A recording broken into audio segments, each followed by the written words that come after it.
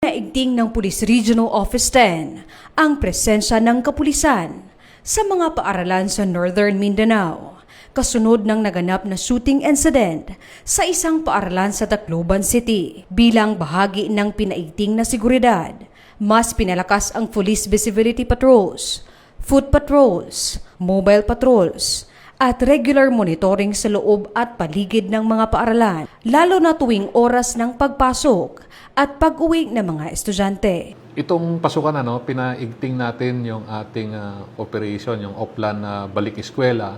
Ang purpose nito i-increase yung security natin sa loob at sa labas ng eskwelahan. Hindi lang yon, pati doon sa kanilang dadaanan from their homes, papunta sa eskwelahan, pinakalat natin yung mga pulis. Purposely to prevent itong mga gantong bagay. In addition to that, ginawa na nating regular yung pag-attend ng ating mga kapulisan tuwing flag raising ceremonies. So, participant na sila doon sa programa ng flag raising doon sa schools mismo. This is to ensure na nandun na sila sa eskwelahan.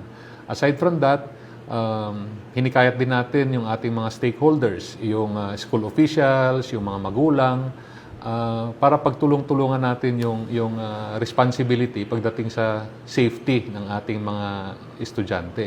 Layunin ng hakbang na ito na matiyak ang kaligtasan at seguridad ng mga mag-aaral, guro, at school personnel. Gayon din upang maiwasan ang anumang insidenteng maaaring magdulot ng panganib sa mga learning institution sa rehiyon. Binigyang diin din ng Pro-10 na ang pagtiyak sa kaligtasan ng mga kabataan ay hindi lamang responsibilidad ng kapulisan. Isa itong sama-samang pananagutan ng mga magulang, paaralan, lokal na pamahalaan, komunidad, at iba pang stakeholders. Ito ay shared responsibility, Shared responsibility hindi lang ng police, pero ng community na rin. Pag sinabi kong community, yung ating mga stakeholders, yung parents, at yung mga teachers na rin natin, na i-report kaagad ng ating stakeholders, mga magulang o kaya mga school officials, kung may mga kakaibang pangyayari dun sa school. Alam nyo, time is of the essence. Trabaho ng police ang magresponde sa anumang kaukulang pangyayari, pero kailangan lang may parating kaagad ito sa ating mga otoridad.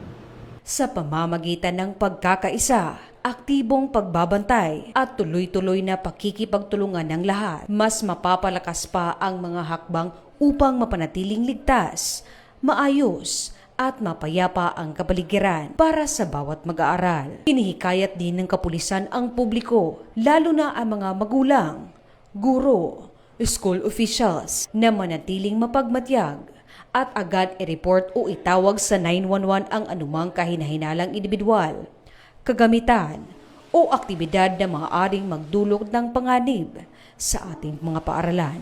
Mula dito sa inyong higalang pulis, Regional Office 10 Public Information Office. Ako ang inyong PNN correspondent, Patrolwoman Jane Rose Bohol, alagad ng batas, tagataguyod ng Balitang Pulis.